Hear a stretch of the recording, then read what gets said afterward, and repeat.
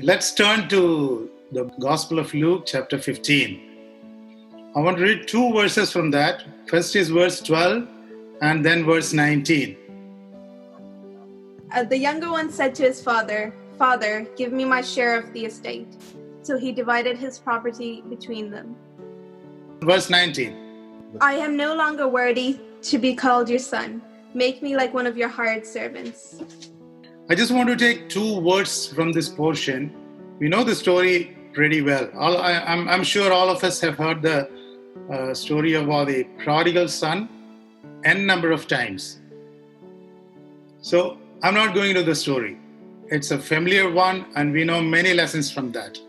But I just want to highlight one small aspect of it. Verse 12 says, the younger son, the second son, told his father, "Father, give me my share." Then so many things happened.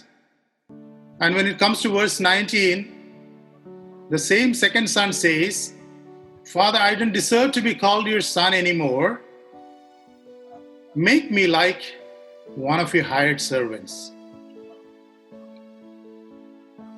So here we are, the same dialogue between the second son and the father. First one says, "Give me." The second one says, "Make me." If you compact the whole story of the prodigal son, the word prodigal son is never used in the Bible. So I will still say the second son. Who is not prodigal? All of us were prodigals, right? So the second son and the father. First he says, "Give me," and he got what he wanted. He learned things the hard way, and in the end of it, he comes to his senses. He came back to his sense and then says, "Father, don't give me anything, just make me." How beautiful it is. I was so excited by these two words. From the long journey from give me to make me is the story of the second son. And for that matter, the story of all of us. All the children who strayed from the father, when they come back, it's the same story. From give me to make me. Now, what's the problem with give me?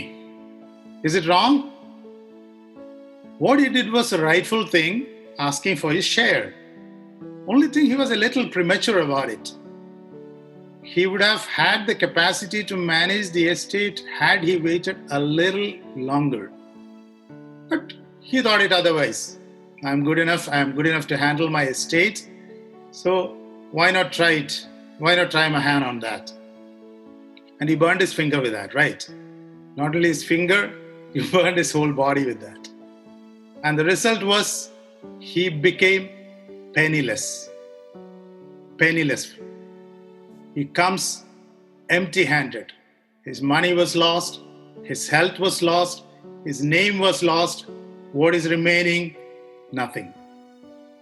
And then he comes to his senses.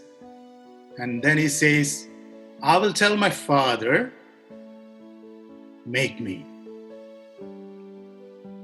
What he said is, "Make me like one of your hired servants."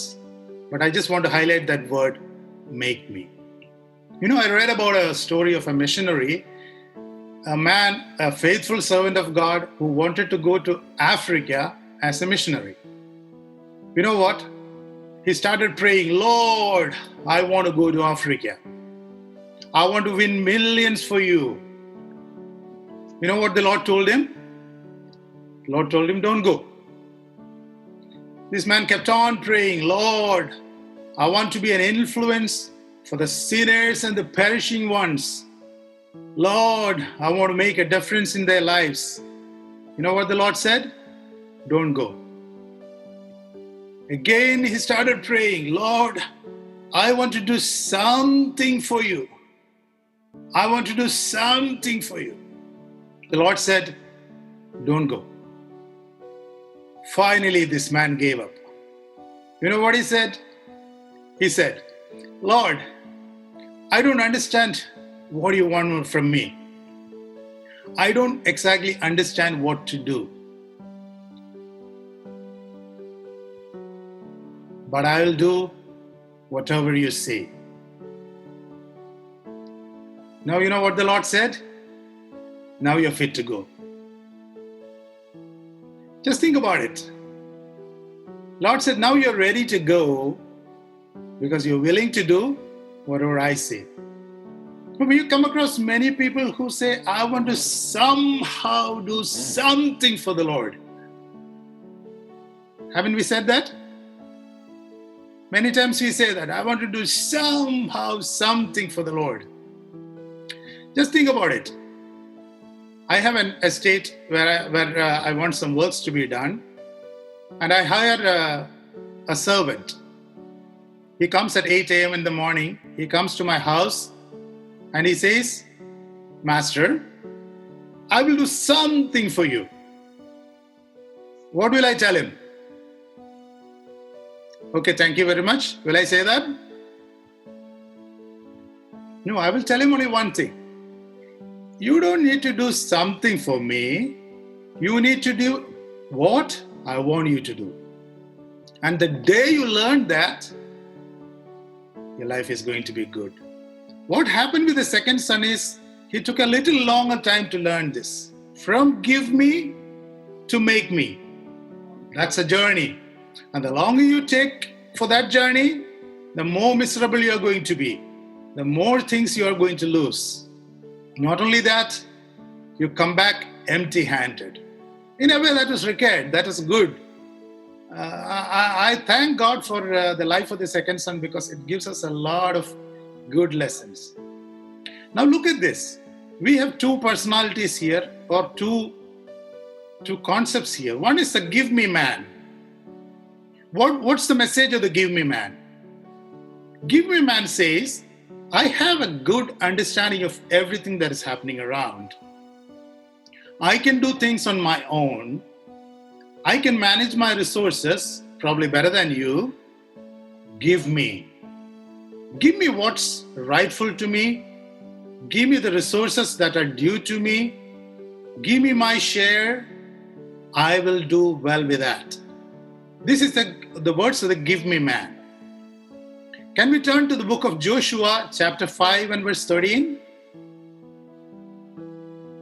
Book of Joshua, chapter 5 and verse 13. It goes like this. Now it happened that while Joshua was near Jericho, he looked up, and much to his amazement, he saw a man standing in front of him, holding a drawn sword in his hand. Now here is Joshua, who is ready to go for a battle, and he is standing as the commander of the army, and lo and behold, he sees a man who has a sword in his hand. So what's the immediate reaction of Joshua? He asked the man, are you one of us, or are you with our enemies? Another version says, Joshua asked him, are you for us, or are you against us? It's a multiple choice question. Option A, you're for us. Option B, you're against us. And what's the answer? The man answered and said, verses 14, Joshua 5 and verse 14, it says, neither. I have come as the commander of the Lord's army. Wow, that was an answer. Look at what happened. Joshua immediately fell on his face to the earth and worshipped him, saying, Lord, what do you have your servant by way of command? Wow. Now, look at what happened here. Just one moment ago, Joshua was the commander of the army, and he wanted to classify this man saying, are you for me or are you against me? If you're for me, get behind me, I will lead you. If you're against me, get in front of me, I'm going to cut your neck. And the answer came, I am the captain of the army of the Lord. And Joshua, why do we call him a man of God? Without any interpretation, he understood the meaning of it. He fell prostrate to the ground and said, Master, command me. I am at your service. Option A is not right. Option B is not right. None of the above. Because Joshua thought he is the commander and he will lead. But the Lord is telling him, no, I am in charge. Joshua says, give me. And the Lord makes him, make me. Joshua fell prostrate because he understood it rightly and he said, Lord, you command, I will obey. Now look at this. From a give me man, the journey to the make me man, it takes a variable time. Some people take longer time. Some people take very short time. Some people understand it very short, in the ultra short. The earlier you understand, your life is going to be better. Because we have a promise, and this is a great hope for us, that our God is not going to leave us alone. He is not going to let us go astray. No matter how far you go, if you have a heart for the Lord, what He will do?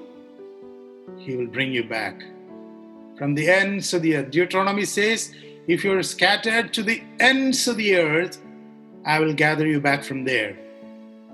Make me man says, I don't understand what is happening to me, because before he said, I understand everything. Now he says, I'm unable to get along in my life.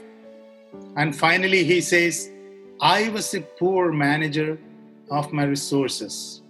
Or rather, I was an utter failure with my resources. That's what exactly happened with the second son. He was just a poor manager of his resources. Now today, if God wants to tell us something, it is that He wants us to be good managers of our resources. Going through this quarantine, I also learned some things the hard way. I was thinking, let it be positive, I'll get out of it fast. Because when I went to the hospital, they said, Doctor, we're going to admit you today. After 4 days, we will take one more swab. If that is negative, we will take another one after 24 hours. And if 2 negative, you will go home. My God. 5th day, they took a swab. 8th day, they took a swab. In between, one became negative, then it became positive. And even on the 20th day, I'm still not negative. What was God trying to tell me? It was simply this. When you strive to do something, when you strive to get something, you get something. And when you wait, you receive abundantly. What do you want to do? You want to strive and get something? Or you want to wait and receive abundantly? The second son got something when he said, give me. But when he said, make me, did he get more or less? He got a privilege of coming back to the presence of the Father with all rights added to it. There's a saying like this. It's about a pot in a master's hand. Broken but still in the master's hands. You know what's a privilege? If you're broken in the master's hand, he can remodel you. He can remodel you and make you a better vessel for a better purpose. From a give me man to a make me man is something that God wants us to be.